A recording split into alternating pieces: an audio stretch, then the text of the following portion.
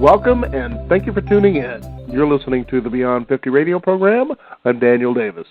As many of us approach midlife, we try to figure out and discern more meaning from our lives, to figure out if we're going in the right direction by reflecting on our past.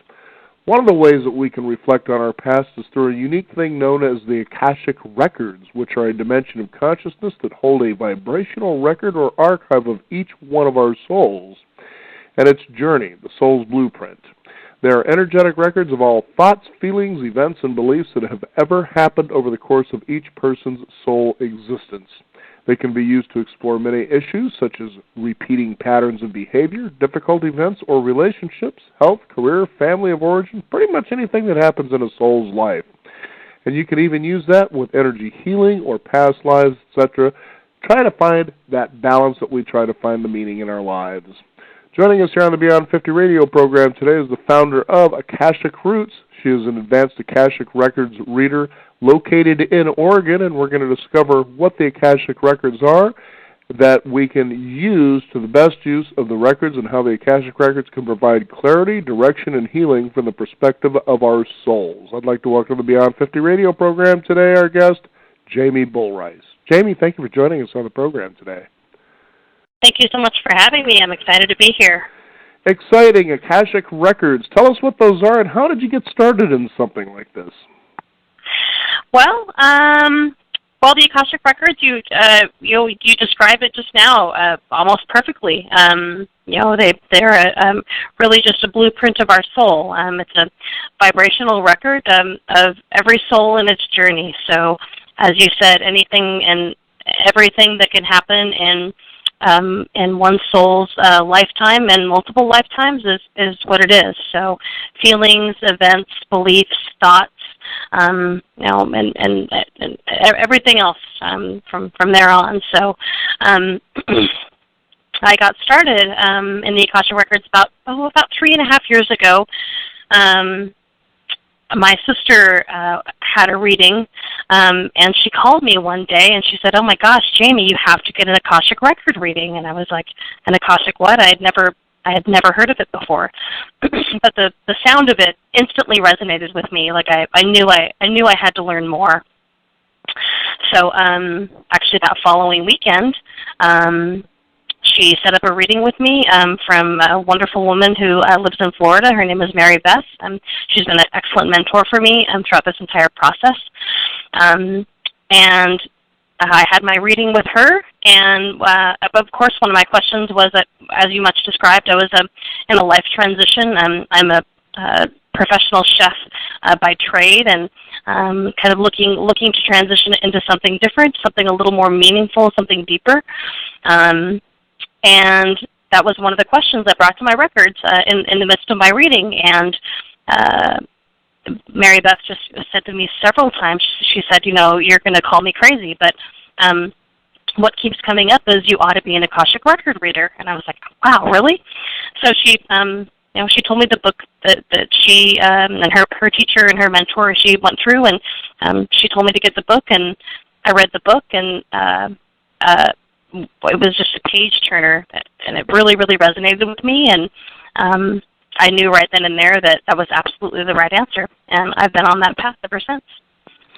Now, Jamie, give us an idea who, I guess, for lack of a better word, the lords of the records are in relation, people such as masters, teachers, loved ones in relation to the records. Mm-hmm. Well, the lords of the records, they're essentially the keepers, the gatekeepers of the records. So they're responsible for maintaining the integrity and the incorruptibility of the records. So their sole job is to protect them and maintain their integrity and make sure that that they're being protected of the highest regard, really. And then the masters, teachers, and loved ones from there are, so yes, the Lords of the Records are, it's a group of light beings on a universal level, and they have never been in physical form. And again, they're the keepers of the records. And then the masters, who is just right below them, they too are light beings. They're also at a universal level. And the masters work with the individual souls. They are essentially, your masters are with you and with every soul at each soul's inception, and they're responsible for the growth and the development of each soul. So they're with you from the very beginning, and they're the ones that help put the lessons in place and put the right people and the right players in the right places, and they're there just guiding you the whole way. Your teachers are there for specific lessons. So your teachers will stay with you until you have learned that particular lesson. So let's say, for instance, for myself, let's say I have a trust issue, right? And it may or may not take me, depending on how long it takes me to really feel like I've learned a lesson of trust, which could take one lifetime. It could take hundreds of lifetimes, right? So the teachers are there to assist you and guide you in each individual lesson that you are there to learn in each life. And the teachers are experts at that particular type of lesson. So they're there guiding you and assisting you, and all along the way. And once you've learned that lesson, the teachers then move on to other souls and help them assist other souls. And then lastly, your loved ones are people that you knew in this particular lifetime. So these people are now deceased, typically relatives, friends, siblings, whoever the case may be. And those, they're also involved in that whole soul group of facilitating the Akashic Records and any reading that you might have. Now, how do you go about accessing the Akashic Records? Well, there are many ways to access the Akashic Records. You could do it through meditation. You could do it through trance. You could do it through, some people use a pendulum. The way that I have been taught and trained is through what's called the Pathway Prayer process. And it was invented by Linda Howe, who is a quite renowned Akashic Record reader and teacher. She's one of my mentors as well.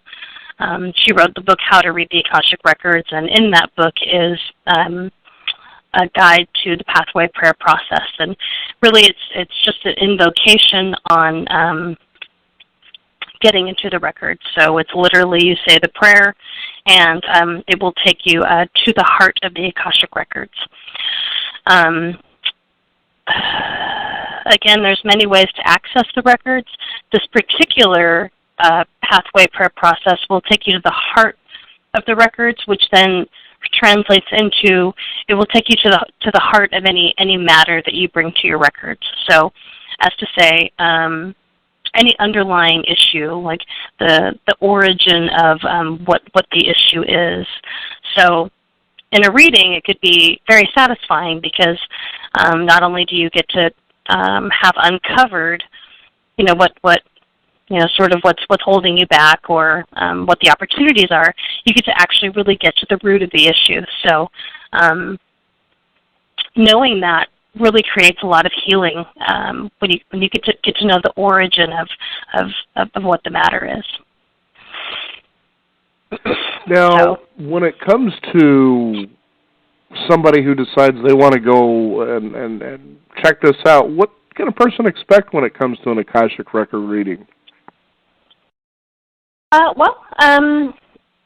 Really, it's just looking at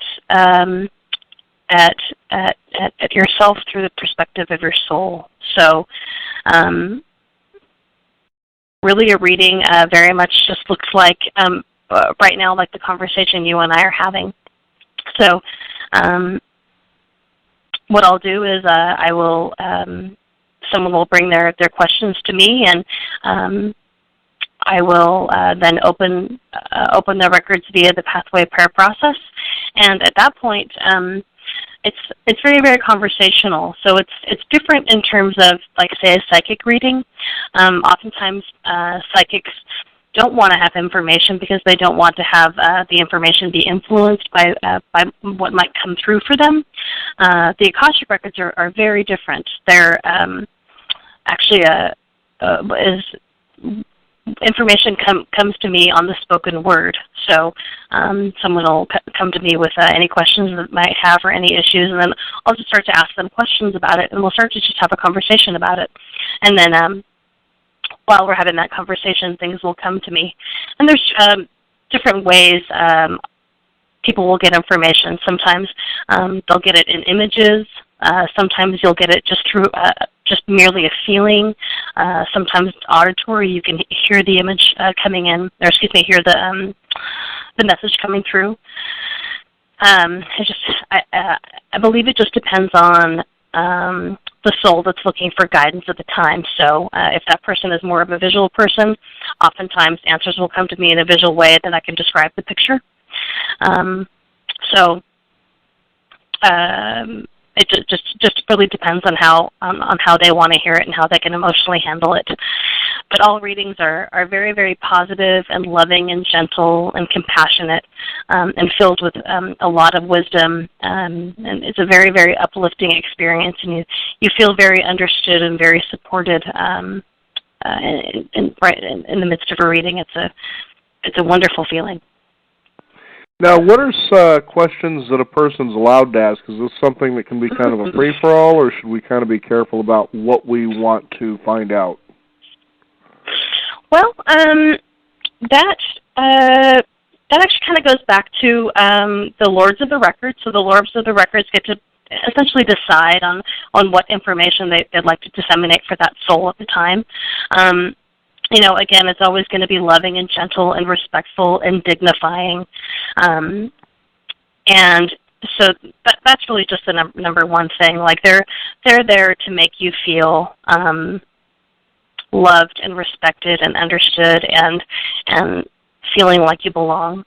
So they're masters of that. And they're also going to be disseminating information to someone where it's going to be making sense for them at the time. So it's going to be palatable. It's going to be information that they're going to be able to hear. The best types of questions to ask are typically what, where, why, and how. Those types of questions typically yield the best results. In addition, they lend to easier conversation. So. More questions, more like yes and no types of questions, typically don't generate as much information, nor does when questions. So, really, since time is not linear in the records, it's going to be more difficult to determine, when you're going to get your next promotion or when you're going to meet your soulmate. The best type of question would be more like, what am I doing? What am I doing right now to prevent me from meeting, the person of my dreams? And then you could then kind of dive into it from there. Or what types of behaviors or characteristics can I be doing in order for me to get a promotion, soon in my life? And then we can examine it from there. So it's pretty interesting, and talking about all this, and I kind of wonder, what would be the best use for doing an Akashic Records reading? Well, there's a multitude of uses for it. You touched on it a little bit in the beginning. Oftentimes. They're really, really useful for say, repeating patterns of behavior in your life. When you're, say you're, it could be dynamics that you have possibly with people at work, or family dynamics that you're having. Maybe a difficult event that you're having. Maybe a difficult relationship if you're noticing a pattern that you're having, with your with your spouse or your partner. You could really start asking those deeper questions and getting to the root of the issue and the heart of the matter of what's going on. A lot of people bring health concerns to the records, family of origin, unwanted ancestral patterns. You could delve into past lives. That's another really good way to look at any repeating patterns of behavior that could have brought that in from a past life somewhere. Say for instance you're afraid of heights, and you can't really think of any reason why you would be. Here in this life, maybe in a past life, some sort of tragic event happened with you. So you're able to then go into your records, and you're able to go back to that past life and bring it forward into this life and heal it. Any type of questions like that really yield the best answers. Now, is there a wrong thing or a bad thing that you could approach the Akashic records with, or is it pretty safe where it's pretty much no holds barred? Well, they're pretty rotten for divination. So they don't predict the future very well. So again, going back to that when question and that timeline question, right? So, they're not very good at fortune telling. They're not very good at manipulating people or events. It's not really an angelic reading. It's not really a psychic reading. The Akashic records are really a dimension all their own. So there's certain types of dimensions. So there's like a psychic dimension where psychics are able to access perhaps deceased loved ones or certain events. That's a separate dimension of consciousness. The Akashic records have a separate dimension of consciousness, all their own, that that generate information and have that vibrational library of people and their events. So again, they're not a great future predictor, if that makes sense. Well, it does, because a lot of times, people that go to, let's say, an astrology reading or tea leaves, whatever it is, and they think, well, if I know about the potential outcome of a future that may not jive with the way that I really want things to go, then they figure there's a way that you can use it to manipulate it, and this is certainly not one of those things. This is sort of inherently getting you to understand why you probably are the way you are, right? Exactly. And and it's really just looking at at who you are from your soul's perspective. So, A, the message is always very gentle, and B, you get to look at sort of the kind of underlying issue, which, in addition, once you're actually in your records, a tremendous healing happens, without even us really consciously being aware of it. Really the healing starts in the Akashic records, like once you actually just decide you want to have a reading.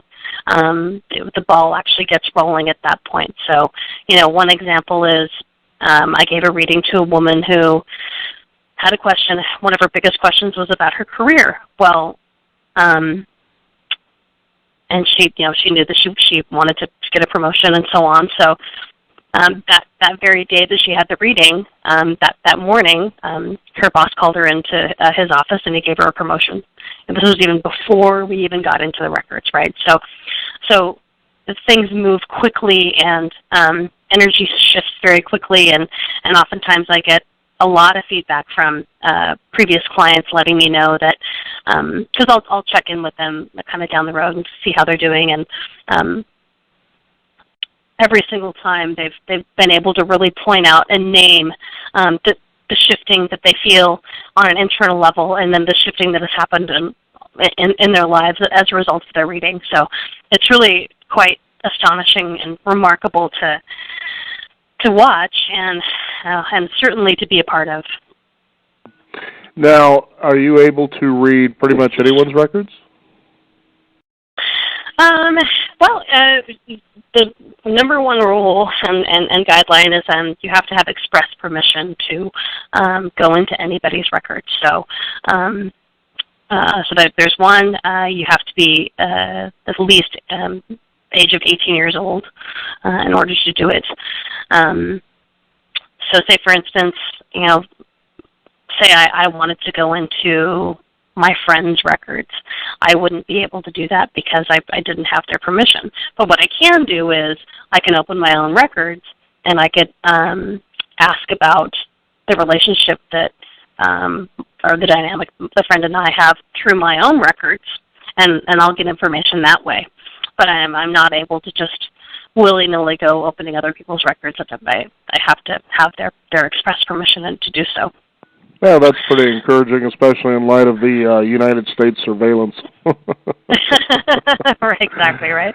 Oh, that's crazy. So yeah, right. Another interesting thing is you can go into the records of your pets, but again, you have to get their permission to do so. So you can go into the records of national parks or buildings or your place of residence. You can go into the records of maybe the city that you live in. So that's pretty fascinating to feel the energy in that realm as well.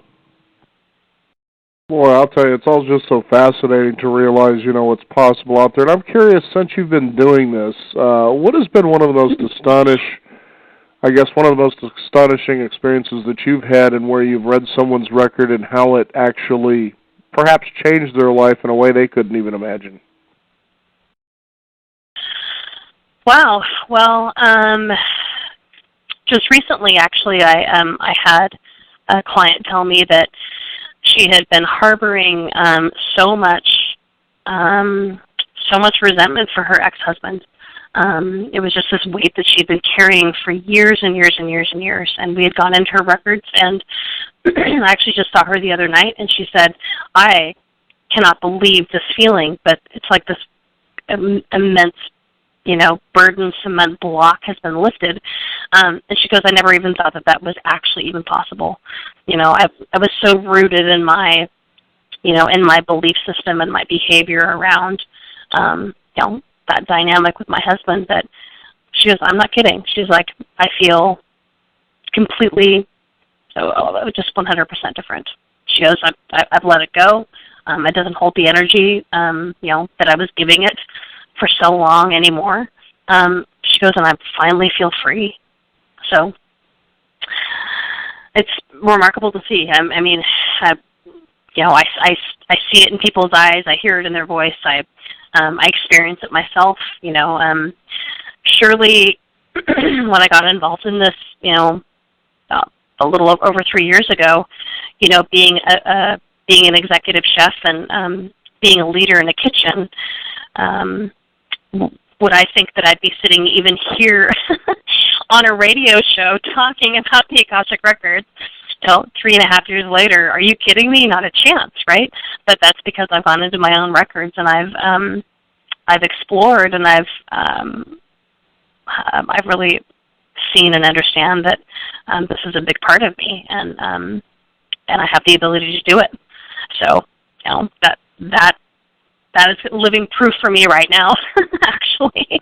Yeah, I can imagine it would be. It's always interesting, when you find that you have the right kind of guidance that kind of awakens you and gives you the kind of confidence you need to explore dreams that you sort of said, well, maybe that's good for other people, but probably not for me, and I don't think it's going to happen. In fact, I was just at the grocery store the other day, and I was talking with a young lady who was behind the deli counter, and she's a 20-year-old, and she said that her interest was in getting involved in counseling children. And then she almost immediately said after that, well, but I don't know if that's ever going to happen. And I said, well, why not? If somebody else can do it, why not you? But it was just interesting how at times people sort of sabotage themselves without even trying. Right. That's very, very, very true. Yeah, I think our culture kind of indoctrinates us with that a little bit, right? So, when you had that opportunity with her, that's good that you could have created a different perspective for her. I'm like, oh my gosh, why not? I mean, the world is your oyster, right? Absolutely. And the more we can come to know and believe that, our inside creates the outer reality, the more, I think a lot of times people are really scared of the personal power they have in their lives. Absolutely, right? That's personally what I feel. I mean, people say, I'm afraid of failure, but honestly, I really believe that people are much more afraid of their success. Because failure is really just a lesson. I really don't believe in failure, but we're certainly used to it, right? We are familiar with falling down and then having to get back up, right? But are we familiar with just remarkable, off the chain, mind-blowing success that beyond our wildest dreams? Right. Right. I thought it was a good point to bring up here, because you can see the value in what you offer here for people, to kind of get in there and say, okay, well, if there's a skeleton or two in there, let's find out what they're doing there, and are they serving me well, and does it need to move on? And, when you take a look at how success is weighed and measured or even perceived, it's just like you were saying. I think a lot of times, how many times do we hear about, well, Thomas Edison did that, or, George Washington was that, or Martin Luther King, it was this great spiritual leader, and you hear about all these people stuffed in your face, and you think, well, who am I to believe that I can be that big? And then you have to start asking yourself a better question, who am I to be playing that small? And the fact is if people out there would read, I think a lot of times people who really don't try, and I'm not speaking for everybody, obviously, but just sort of an observation is that they take a look at success as being linear. They figure if I do A, B, and C, that's what they did, so I should be able to get what D is supposed to bring to me. And I think, especially when people start their own businesses, it's amazing how many hands are out there waiting to get you to pay them money. As all of a sudden there's just going to be this golden goose that's just, spitting out golden eggs and everybody's rich and wealthy and so forth. Right. And anybody who's been in business realizes the hardest part of running a business is learning how to master yourself. If you can get that down, business becomes pretty easy. It almost falls in your lap. But what's interesting about that is if people would actually begin reading biographies or autobiographies, especially about these so-called great people that have been lorded over us as we sit there and observe, they would realize, hey, these people struggled a hell of a lot more than you think they did. Exactly, right? Absolutely, right. I mean, for instance, today my sister is, and her partner are having their grand opening as we speak, opening their winery, right?